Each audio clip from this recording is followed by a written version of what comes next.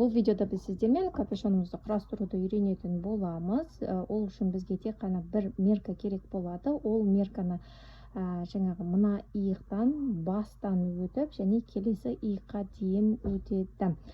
Бұл жерде қараңыз, ең бірінші бізге сізбен бұл пальто, куртка, басқа да спортивка болмаса, бізде сыртқы киім, яғни оның ішінде бізде бір немесе екі қабат киім болады. То есть футболка киюіміз мүмкін, кофта киюіміз мүмкін, сондай бұйымдар болады. Сол себепті бізде мысалға мойын ойындымызда обхват шеи өлшеген кезде біз барлығын екі саусақтай ғана орын қалатын етіп өлшеген болатынбыз. Бұл пальтоны тіккен кезде именно осы меркамен алатын болсақ, біздің мойнымызға қатты притік тұрып қалады да и қажайтын болады. Сол себепті біз дәл осы жерде осы мойын ойындымызды үлкейтетін боламыз. Иық жағынан мен 4 сантиметрге, ал середина переда дейді, мына алдыңғы бойдың ортасынан осы жерден 3 сантиметрге кішірейтетін боламын да. Қазір мен линейкамды алайын. Сонымен қараңыз, мына обхват шеи өткен жерден біз сіздермен мына жаққа қарай 4 сантиметр алатын боламыз. Бұл менде мына бір басымның несі үлкен кішкентай болғаннан кейін макеті, мен бұны 2 деп аламын. Қараңыз, сонда біздің өлшеміміз осы жерге түседі, және де астыңғы бөлікті 3 сантиметр деп аламын, а мына жерде мен бұны 1 деп есептейтін боламын. Көрдіңіз бе? Сол кезде бізде дәл осындай макет шығады, және осыны мен былай бір-біріне қосамын. Яғни иық тігісінен 4 кетті, және алдыңғы бойдан 3 кетті. Енді біз осы қаншалықты үлкейтетініміз туралы анықтап алдық. Мына жақтан 4 сантиметр және мына жақтан 4 сантиметр. Енді біз сантиметрді аламыз да осы жерден бастап мынау басымызды өтеміз және төмен қарай өлшейміз. Яғни сантиметрдің басы мұнда болады. Біз сантиметрімізді алып шығамыз да төмен қарай мына үлкейткен жерімізге дейін осы меркамызды өлшейміз. Бұл не? Бұл біздің капюшонымыздың объемы.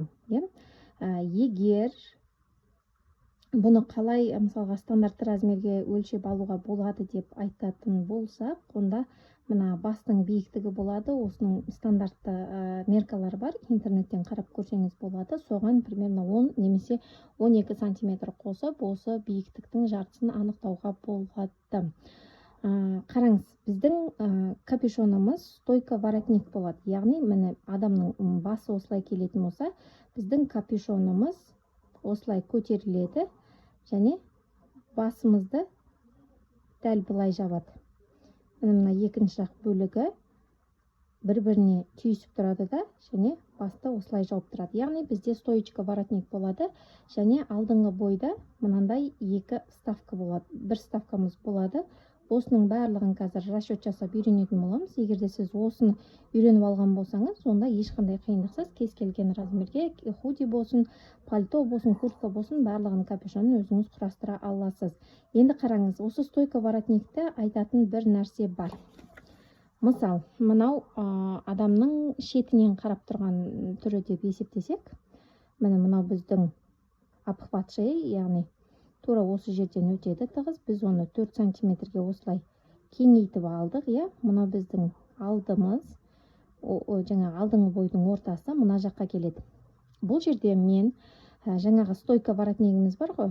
Осы стойка воротник иегімізге бүйтіп тіреліп тұрмайтындай етіп, осындай емес, именно осылай 2-3 сантиметр шетке қарай шығып тұрады. Сол кезде адам мына стойканы жапқан кезде басы мына жақта свободно тұратындай, яғни иегімізге мешать етпейтіндей етіп жасайтын боламыз. Енді біз өзіміздің стоечка воротнигі бар капюшонымызды қалай құрастырамыз. Менде алдыңғы бойдың және артқы бойдың макеті бар. Біз линейкамен сызған болатынбыз. Енді мен осы жерде расширение дейді, жаңағы қанша сантиметрге үлкейтетін және кішірейтетінімді белгілеп алу керекпін. Иық сызығынан мен бұл жерден алдым 4 сантиметр. және алдыңғы бойдан мен алдым 3 сантиметр. Бұның астына шарф немесе басқа да нәрселерді жеңіл кию үшін біз осындай манипуляция жасаймыз. Мінекей, сызып алдым. Енді қараңыз. Алдыңғы бой мен артқы бойды дәл осылай орналастырамыз. Және мына жерден 4 сантиметр алдық қой. Осы 4 сантиметрді артқы бойдың ортасына дейін мына бөлік бізде 2 сантиметр болып қалады. 2. Мына жер 4, мына жер 3. Артқы бойға мысалға көп ондай алып тастаудың қажеті жоқ. Себебі артымыз ашылып тұрады да, ыңғайсыз болады. Және мына біреу 4 пен осы 2-нің ортасын осындай доғал сызықпен плавно алып келіп қосамыз. Енді бізге осы 2 бөлікті алып тастау керек болады. Яғни қиып аламыз, бірақ лақтырып жіберіп жүрмеңіз, бұл бізге әлі керек болады.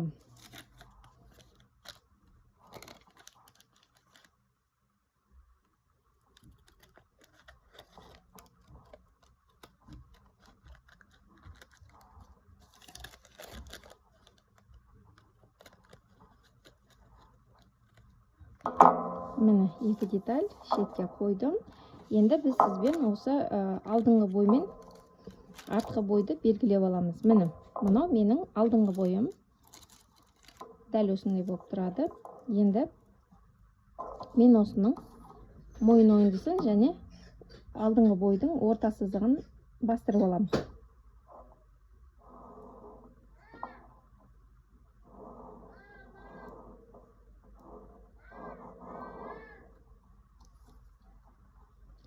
Міне, алдыңғы бойдың ортасы бар. Кеңейтілген мойын ойындымыз бар. Және иық сызығымыз. Иық сызығымыз бар. Осы жерді бастырып алдық, көрдіңіз бе?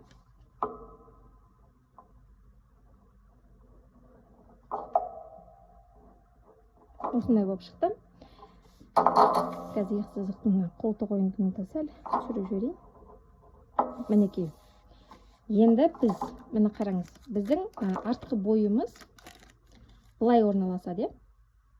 Дәл осылай орналасады. Бізде точка соприкосновения деп аталады. Мынау точка соприкосновения, мынау точка, екеуісі түйісу керек. Енді мен мынау менің капюшонымның алдыңғы жақ бөлігі болса, енді мен капюшонымның артқы бөлігін келтіру керекпін. Ол үшін мен осы артқы бойды осылай аударамын. Және жаңағы 2 точка соприкосновения дегенді бір-біріне түйістіремін. Түйістірген кезде қараңыз. Бізде мына артқы бойдың орта сызығы және алдыңғы бойдың орта сызығы бір-біріне параллель түсу керек. Параллель түскеннен кейін ғана біз оны бастыруымызға болады. Мінекей қараңыз.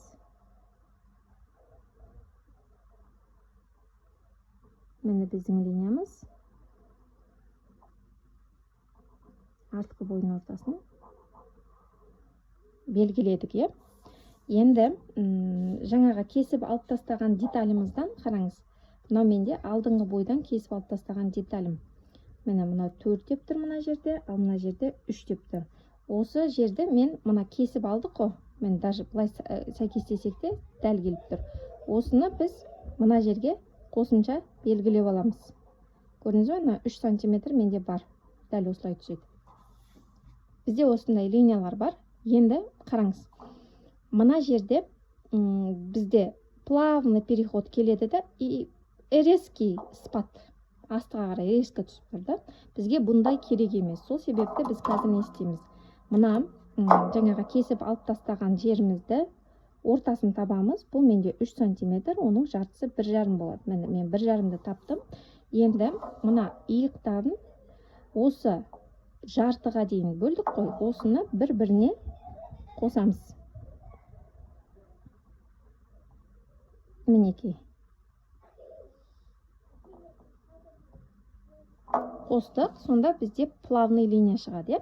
Енді бұлай визуально қарағанда және біздің мына мойын ойындымыздың линиясы және мына линиямыз бір-біріне сай емес. Енді біз не істейміз? Бұл жерде біз аламыз да сантиметрдің немесе жіптің көмегімен осы жерімізді өлшейміз. Мысалға, менде қолымда линейка ғана бар болатын болса, мен жай ғана бір жіпті аламын және сол жіптің көмегімен өлшеймін. Мысал, смотрите, мына астыңғы ұзындықта, мойын ойындының ұзындығын мен өлшеймін қазір.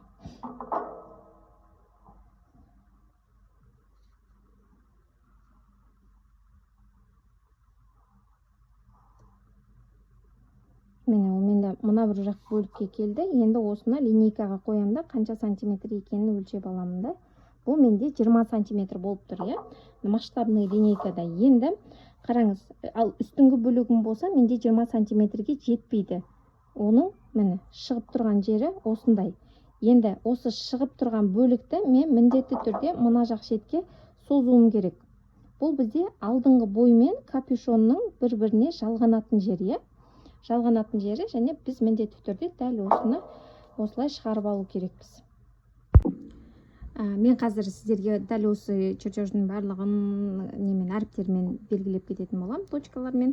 Қараңыз, мынау точка бізде А болады, мынаны А штрих дейміз, өйткені екеуісі бір-біріне не істейтін болады, қосылатын болады. Мына бір точкамыз Б болады. Так, Б. В деп қойдым да. Б, В және Г.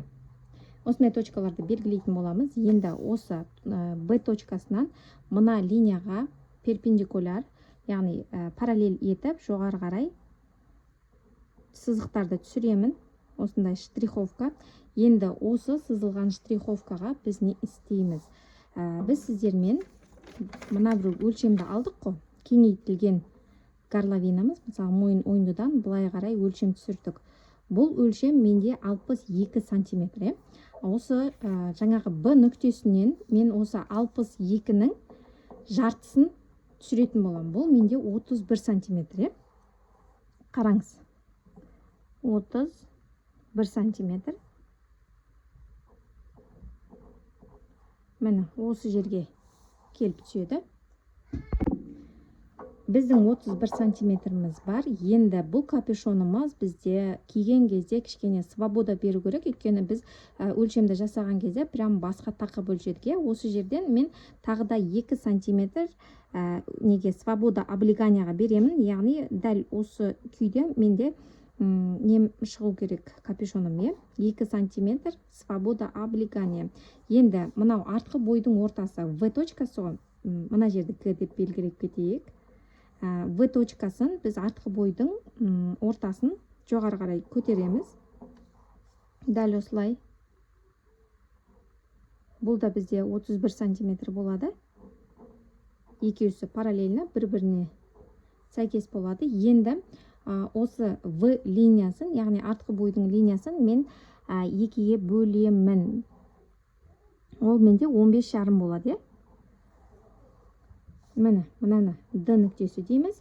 Осы Д нүктесінен мен неге қарай, солға қарай 1,5-2 сантиметр шығамын.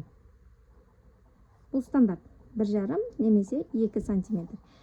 Бізде мына бір неміздің, капюшонымыздың биіктігі анықталды ғой. Енді осы жерден түзу сызық жүргіземіз. Енді бізге жай ғана осы капюшонымызды сәндеу ғана қалды, яғни формасын келтіру. Формасын келтіру үшін мен линейканы пайдаланатын боламын. Әдемі болып шығу үшін.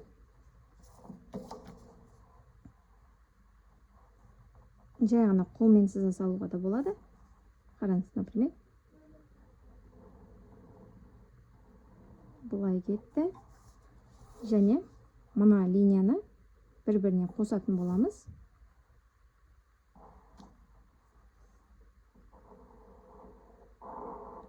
Қараңыз, бізде капюшонымыздың артқы бөлігі дайын. Енді алдыңғы бөлігі. Енді қараңыз, біз мына жерде төмендегі А линиямыз бар ғой. Осы А штрих линиямыз. Осы линияны мынаған параллель етіп жоғары қарай көтереміз. тура мына сызығымызға дейін.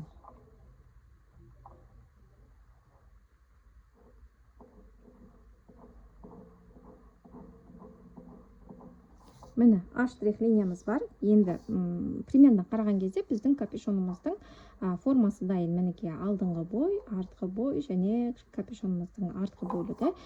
Егерде капюшон дәл осылай қалатын болса, онда бұл бастан қайта-қайта түсіп кететін болады. Ол уже не комфортно. Осы үшін біз капюшонымызды 3 немесе 4 сантиметрге төмен түсіреміз. Ол не үшін? Ол біздің капюшонымыз басымызда нық тұруы үшін. Мінекей, мына жерде бізде 4 сантиметр түсірдім. Енді осы линияны бір-біріне қосатын боламыз. Тоже әдемі, аккуратный линиялармен, смотрите, бастадық и кетті. Көрдіңіз бе? Біздің капюшонымыздың формасы дайын. Енді, егерде бұл дәл осылай қалатын болса, уже не так. Бірақ капюшонның основасы осы. Енді біз осы жерде капюшонымызды сәндейтін боламыз. Ол үшін мына бір аштрих линиясынан келген сызықтан біз 1,5-2 сантиметрге шығамыз. Яғни мен 2 сантиметрге шығатын болам. Яғни осы сызығымызды жай ғана созамыз. Міне создық мына жақ бөлікке дейін. Енді осы жерден біз түзу сызық болатындай етіп, мына жерімізге 90 градус болатындай етіп сыз линиядан шықтық. Енді осыны қосу керек боламыз. Міне, жай ғана осы линиямыздан мына аштрих бөліміне дейін дәл осылай қосамыз. Сол кезде біздің мына капюшонымыздың формасы әдемі және детальдарды бір-біріне жалғағанда ешқандай қиындық туындамайды. Енді қараңыз, біздің бұл капюшонымызда средний линия болады. Яғни, дәл ортасында осындай вставка болады. Енді осы вставканы қалай анықтаймыз? Бұл, егерде сіздің капюшоныңыздың объемы үлкен болатын болса, бұл вставканың да объемы, яғни размері үлкен болады. Егер капюшоныңыздың объемы кішкентай болса, значит вставкаңызда примерно кішкентай болады. Мен бұны дайын күйінде 10 сантиметр етіп алғым келіп тұр. Немесе 9 сантиметрде жеткілікті сияқты. 10 деп аламыз, плюс тігістеріміз болады. Бізде 10 сантиметр. Енді осы мынау менде капюшонымның жартысы ғой. Сол себепті мен бұл 10-ның жартысын аламын. Яғни мына жақтан мен 5 сантиметрден белгілеп шығамын. Міне артқы бойымыз капюшонның 5 сантиметр, 5 сантиметр. Тура осылай бүкіл капюшонда 5 сантиметрден өлшеп аламыз.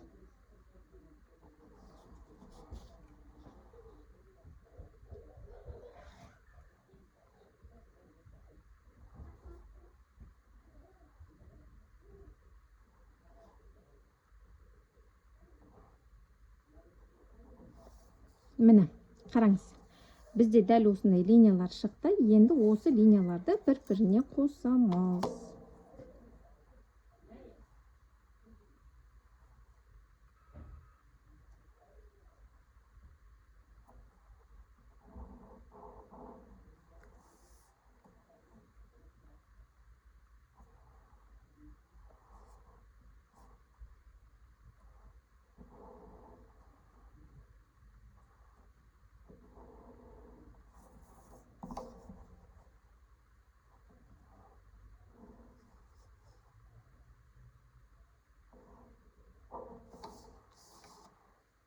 Мінекей біздің неміздің вставкамыздың линиясы дайын болды.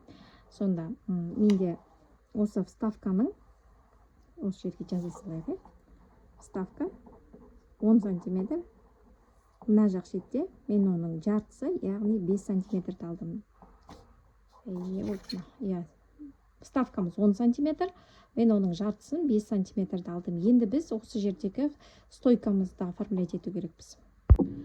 Осы стоечкамызды оформлять ету үшін біз не істейміз? Есіңізде болса, мен көрсеткен болатынмын, біздің стойкамыз дәл иегімізге тақалмау үшін, осындай былай қарай шығып тұру үшін не істейміз? Біз қараңыз.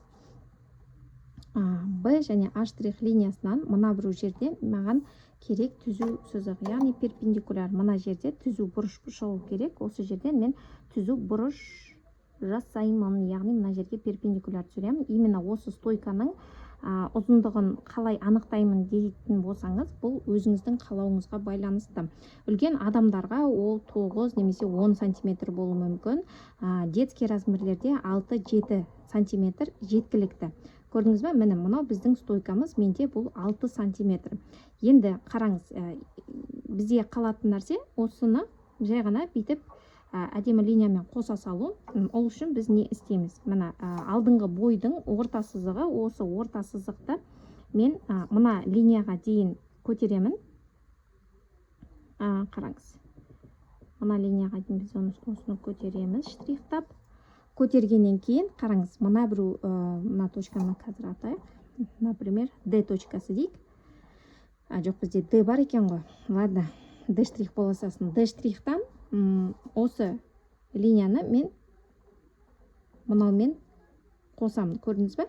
Мына бір штриховкамен бірге кетеді. Осы біздің жаңағы линиямызды шектеп тұрады. Осылай кетеміз, және мына бір точкадан перпендикуляр алдық қой. Осы перпендикулярға қарай қосамыз. Сонда бізде дәл осындай әдемі линия шығады. Мен сізге қазір көрсетіп беремін. Сонда біздің неміз капюшонымыздың выкройкасы толығымен дайын. Қазір мен сіздерге бұны қалай пішу керектігін көрсететін боламын. Қараңыз. Сізге нақты түсінікті болу үшін осыны қазір айналдырамыз.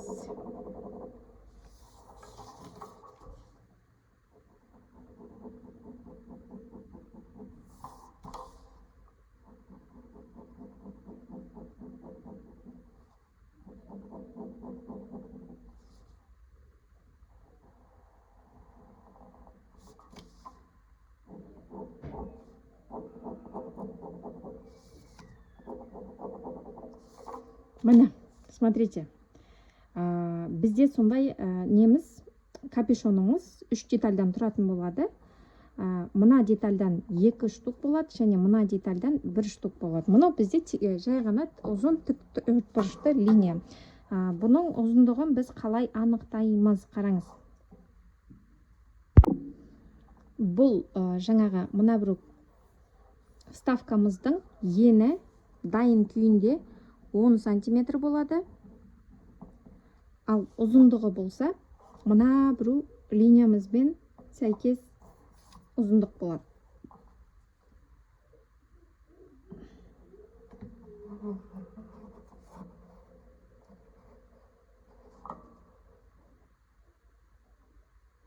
Ұзындығы 46. Сонда қараңыз, бұл вставкамыз жай ғана ұзын тік төртбұрыш. Мынандай лента ғой, үшін былай айтқан кезде.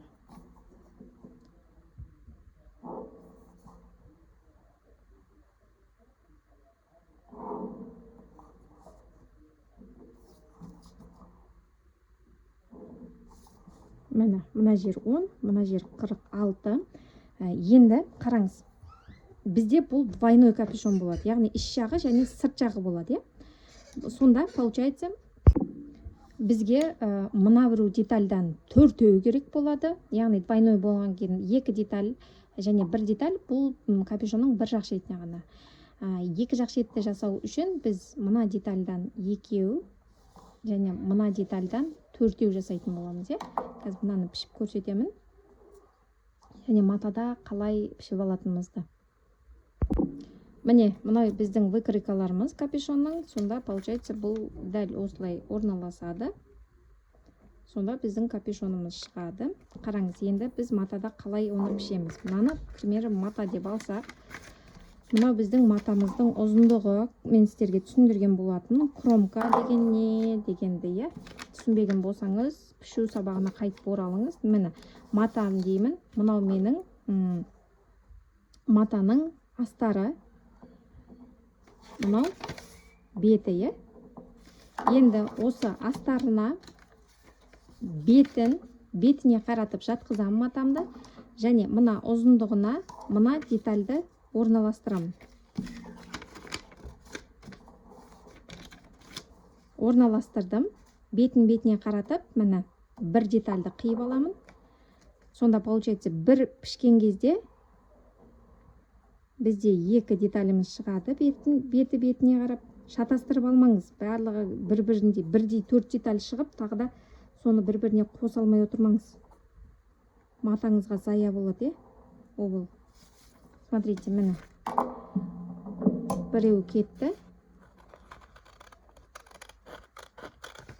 Қиып алдым.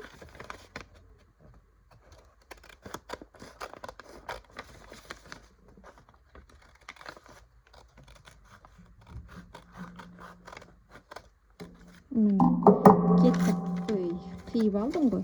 Енді дәл осы выкройкамды дәл солай қоямда, мына екінші жақ шетіне тура осылай ұзындығымен орналастырамда, тура осында екі деталь алып шығамын. Сонда мұнда менде біреу бар, және екеу болады, сонда төртеу, және мына бір деталіміз бар ғой. Осы детальді матаны ұзындығымен қоясыздар. Міне, бетіне қаратамыз. Және осы деталіміздің 46-да 10 менде. Сізде басқаша болуы мүмкін. Өз өлшеміңізге сай. Осындайдан екі деталь алып шығасыз. Әр жерде тігіске 1 сантиметрден беруді ұмытпаймыз. Және келесіде біз уже сізбен осының барлығын бір-біріне жалғап, және бұйымға қалай қосатынымыз туралы айтамыз. Так, мінекей біз өзіміздің капюшончигімізді пішіп алдық. Мен сіздерге айтқанымдай, міне қараңыз. Бір-біріне қараған екі деталь, және тағы да бір рет бір-біріне қараған екі деталь, және мына ұзын полоскамыздан бізде екі деталь. Енді осы детальдардың барлығын бізге қосу керек болады. Қосу үшін мына бір детальдарымызды аламыз. Мінекей, мынау бізде беткі қабаты. Осыны дәл осылай инелейміз. Басынан бастап аяғына дейін инелеп дайындап аламыз, және қарапайым тігісімізді жүргіземіз. Бізге дәл осыны екі капюшонның екі детальмен де істеу керек болады. Аяғына дейін.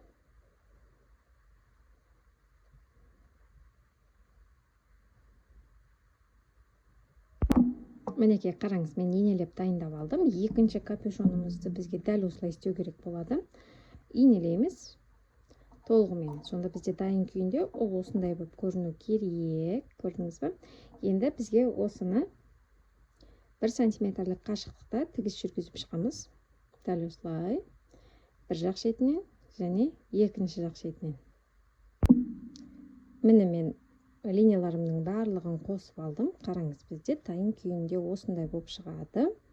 Мынау біздің бір капюшонымыз, мынау екіншісі. Екеуісін осылай әдемілеп бір-біріне қосып тігіп аламыз да, осы тігістің барлығын үтіктейміз. Үтіктеген кезде мына припусктарымыздың ортасын ашып отырып үтіктеу керек болады. Артық припусктың барлығын алып тастаймыз, ол бізге қажет емес. Сонда біздің капюшонымыз қалай тұрады? Міне, біреусінің ішіне екіншісі салынады. Екіншісі салынғаннан кейін біз бір-біріне жалғайтын боламыз. Дайын күйінде ол осындай двойной капюшон болып шығады. Бір-біріне жалғап тігеміз, және жағасына қосу қалады. Сонымен біздің капюшонымыздың жұмысы бітеді. Капюшондарымды үтіктеп алдым. Енді маған осы екеуісін бір-біріне жалғау керек. Ол үшін мен не істеймін? Ол үшін мен жай ғана етіп бір-біріне қосамыз. Жалғап бастаған кезде біз қай жерінен бастаймыз? Міне, екі детальді бір-біріне бетіне қаратамыз, және тігісті біз мына жерден бастаймыз. Мына астыңғы жағы, яғни мойын жағы ашық болып қалады. Біз ол жаққа мойын ойындымызға тігетін боламыз. Қараңыз. Дәл осылай инелеп аламыз. Басынан бастап соңына дейін. Қараңыз, бұл жерде маңызды. Бізде мына бір орта тігістер бар ғой. Екі жақтағы орта тігісті де дәл осылай бір-біріне сәйкестеп бірақ инелеу керек болады. Қараңыз, екі тігіс бір-біріне прям туп-тура келу керек. Ешқандай сдвиг ештеңе болмау керек. Соны мұқият қадағалаймыз,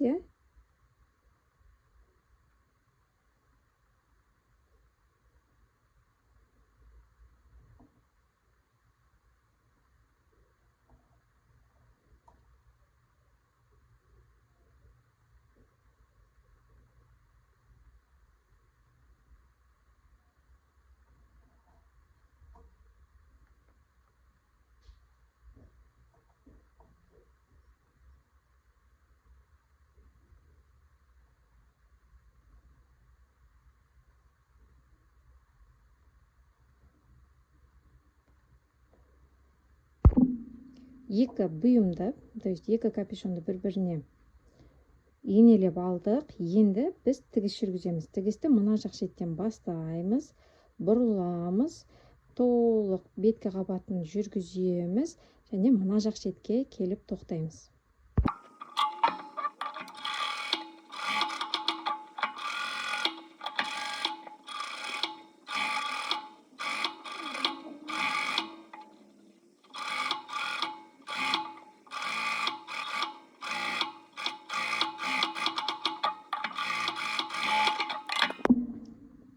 Тігісімізді жүргіздік. Енді қараңыз, бізге осы жерден припуск, бір қабат припускты 0,1 немесе 0,2-ға дейін кесіп алып тастау керек болады. Біз қазір отстрочка жіберген кезде именно осы нелеріміз, припусктың біреусі жоқ болатын болса, жаңағы айналдырған кезде өте әдемі болып шығады. Отстрочка беретін боламыз еще примерно 5 сантиметрге, 5 миллиметрге. Тура осылай припусктың жартысын қиып алып тастаймыз.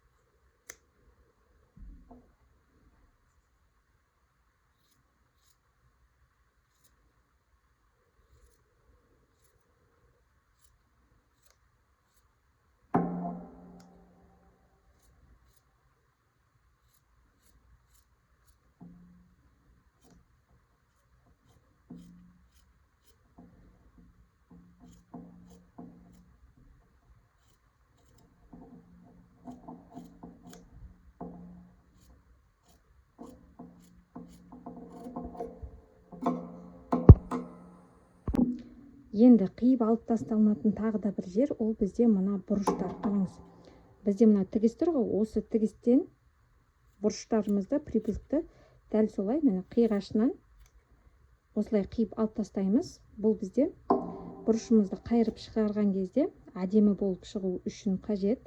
Жалпы любой бұйымды істеген кезде сол жерлерді осындай фигурамен аласыз. Мына жақ шеті доғалдау болып келеді, шүкір. Мына жақ шеті өзі сол қалыңдығында қала береді, көрдіңіз бе? Осындай етіп, және бұны біз қазір бүйтіп ұстайсыз, бұрышты басасыз және қайырып алып шығасыз. Осы кезде сіздің бұрышыңыз міне ровный және өте әдемі болып шығады. Кішкентай ғана құпия болғанымен кәдімгідей әдемілікке әсер етеді. Қараңыз, мені былай бастық, қайырдық. Мінекей. Капюшонымызды айналдырамыз, тігістерімізді тексереміз. Дәл осындай болып шығады. Мына жерде бір 2 миллиметрге сдвиг бар. Ничего страшного дей саламыз біз ол жерден. Енді бізге не істеу керек? Осы екі капюшонымызды тура осы бетіне қараттық қой. Осы немізді жатқызып үтіктеу керек боламыз. Үтіктегеннен кейін барып тігіс жүргіземіз. Қазір дәл осылай неге үтіктің астына қоямыз да, осыны әдемілеп үтіктеп аламыз. Міне, үтіктелгеннен кейін уже біздің капюшонымыз осындай әдемі формасын алып жатады өз орнына. Енді біз сіздермен отстрочка беретін боламыз. Отстрочка дегеніміз не? Қараңыз, мына жақтан бастаймыз да 1 сантиметр. Мінекей, үтіктелгеннен кейін біздің капюшонымыз өзінің формасын алып, өте әдемі болып шыға келеді. Енді біз осыны пальтомызға жалғайтын боламыз, мойын ойындымызға. Ол үшін біз не істейміз? Ол үшін біз пальтомызды аламыз. Мінекей, естеріңізде болса, біз өзіміздің пальтомыздың жағасын мына жақта 3 сантиметрге, мына жерге 4 сантиметрге деп ойған болатынбыз. Сіз осыны ұмытпаңыз, міндетті түрде модель бойынша қанша сантиметрге сіз кеңейттіңіз, сонша сантиметрге кесіп алып тастау керек боласыз, Енді қараңыз, мынау біздің пальтомыздың, капюшонымыздың ішкі қабаты, мынау сыртқы бөлігі, мынау біздің мойын ойындымыз. Енді қараңыз, осы жерде біз бір-біріне біріктіру керек боламыз. Мына жерде капюшонымыздың бас жағындағы тігісімен біздің касай бикамыз бір-біріне түйісу керек болады. Мінекей. және инелейміз.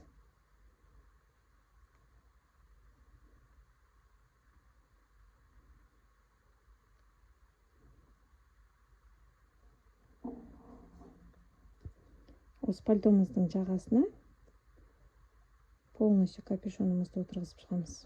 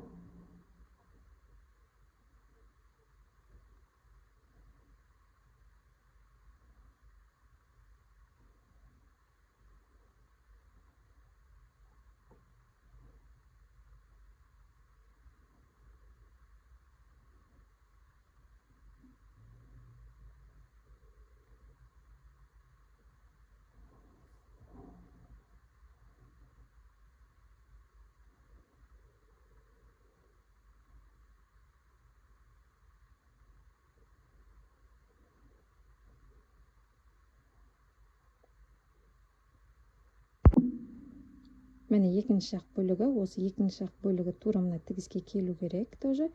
Енді касая бекамызды келтіріп аламыз. Келтіргеннен кейін тура осы жерді әдемілеп бекітеміз. Көрдіңіз, мына тігіспен касая бекам менде тура сәйкес келу керек. Егер жылжып кететін болса, онда орын қалып қалады. Соны қадағалаңыз,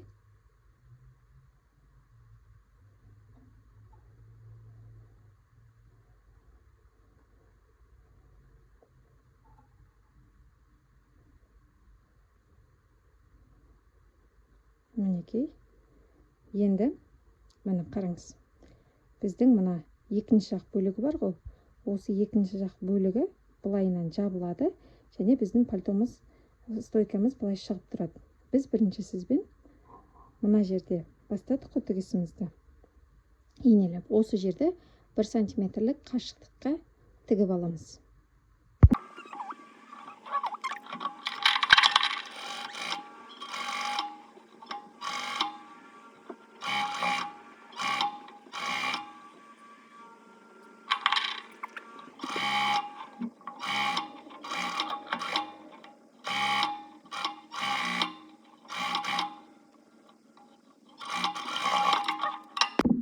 Мінекей, тігісімізді жүргізіп алдық. Қазір оң жақ бетінен не болып жатқанын көрсетемін. Көрдіңіз бе? Дәл осындай болып түседі. Мынау біздің иық тігісіміз, капюшонымыз. Енді бізге осы капюшонымыздың екінші жақ бөлігін бекіту керек болады. Ол үшін біз не істейміз? Қараңыз. Мына біру дәл осылай тұрады ғой. Енді мына касая бейкамызды дәл осылай жабу керек боламыз. Және осы жерде қай жерге дейін тігіс жеткізе аласыз, сол жерге дейін тігісіңізді жүргізесіз.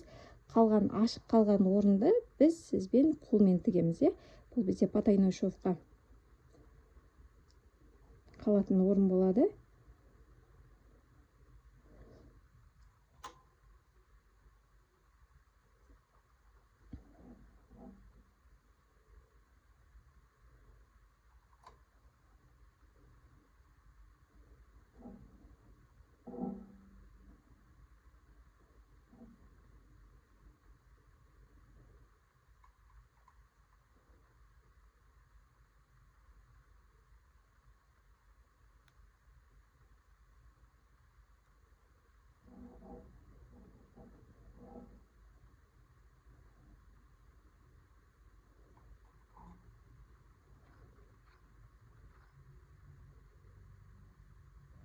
Міне, мен иық тігісімнен асып, арқа тұсына дейін жеткізе алдым бір жақ шетін. Енді дәл осы жерге тура солай 1 сантиметрлік тігіс жүргізіп шығамын. Қараңыз, мына жақ шеттен бастаймын да, тура мына бір тігіспен бірдей етіп, мына екінші жақ бөлігімді де бекітіп аламын.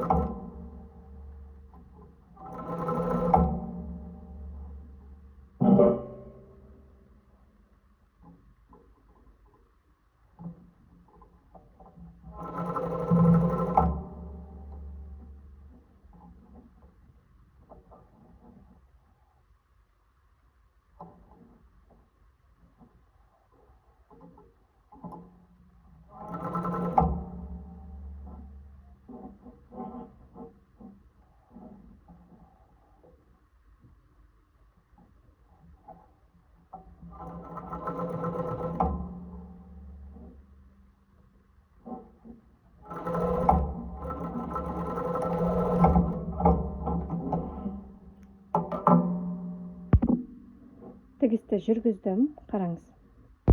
Бізде дәл осындай болып шығады. Енді біз сізбен не істейміз?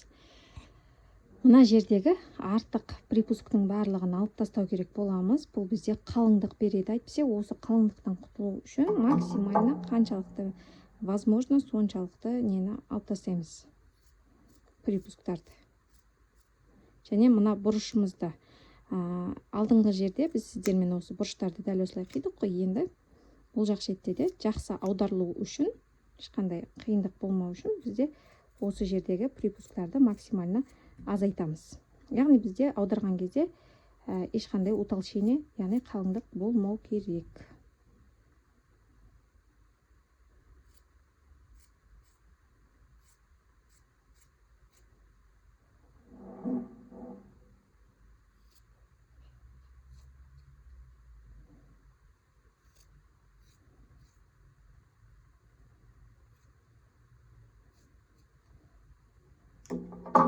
Міне, припустарымды қиып алдым. Енді сіздерге аударып көрсетемін.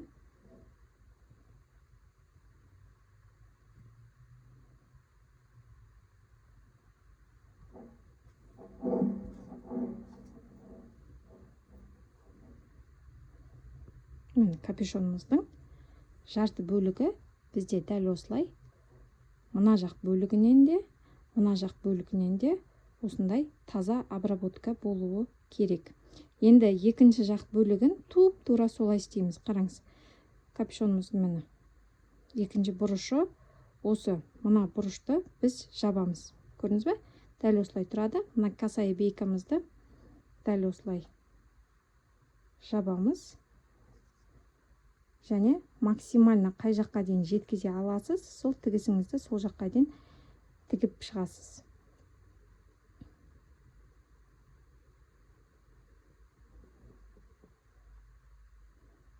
Қалған бөлікті біз қолмен тігеміз.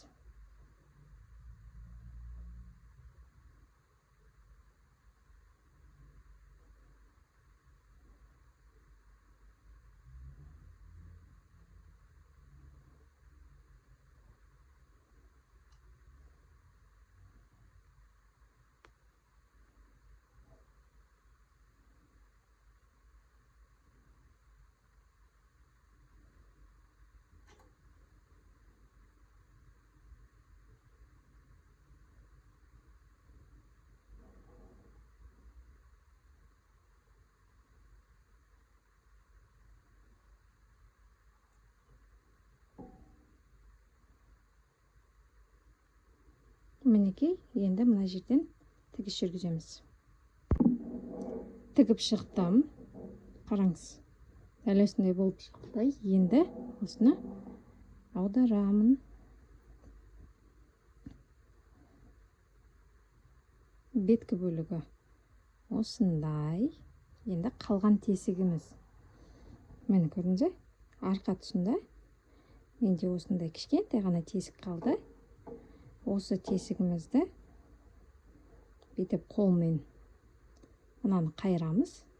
Және қолмен тігіс жүргіземіз. Мінекей, бізде желке тұсында кішкентай ғана тесік қалды. Енді осы припусктарымызды былай төмен қайырамыз да, осы жерді қолмен тігіп шығамыз. Капюшонымыз дайын. Енді қараңыз, бұл капюшонымыз біздің қайта-қайта бүйтіп бер қарай екі бөліктен тұрады ғой. Осы екі бөлігіміз былай шығып кете бермеу үшін, екіге бөлініп шығып кетеді ғой. Осы нәрсені болдырмау үшін біз сіздермен қазір отстрочка береміз. Отстрочка бізде, қараңыз, мына жақ шеттен басталады. 5 мм-ге, яғни тура мынандай лапканың бойымен тігіс жүргізіп шығамыз. Сол кезде біздің капюшонымыз бер қарай айналып шықпайтын болады. Мына жаққа дейін келеді ол тігісіміз біздің. Касая бейкаға қарай өткізбейміз. Осы жерден тоқтаймыз.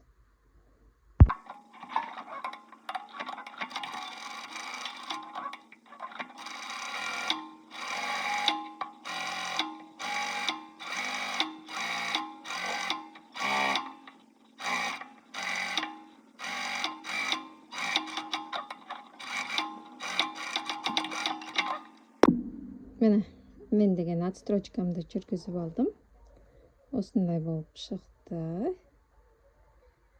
и желкемдегі тігісті де тігіп шықтым. То есть мына жерде менде барлығы жабық. Сонымен біздің пальтомыз 98%-ге дайын. Бізге енді жай ғана кнопкаларымызды тігіп алу керек. Сонымен дайын. Кнопкаларым менің осындай. Бастапқыда көрсеткен болатынмын сіздерге. Бұл жерде мен 4 кнопка пайдаланатын боламын. Ең біріншісі менде мына жерде орналасатын болады. Мына бір көріп тұрсыздар ғой, тесіктер. Осы тесіктер арқылы тігіледі. Қалғандарын ары қарай распределять ететін боламын. Мына жақ шетіне біреу және келесі жақ шетіне біреу. Мінекей біздің пальтомыз дайын күйінде. Қараңыз, капюшонымыз, стойка, воротничок, мына жақта кнопкаларымыз дәл осылай тігілген, касая бейкі, қалталарымыз өте әдемі көрінеді. Артқы жағында мінекей дәл осындай капюшончик.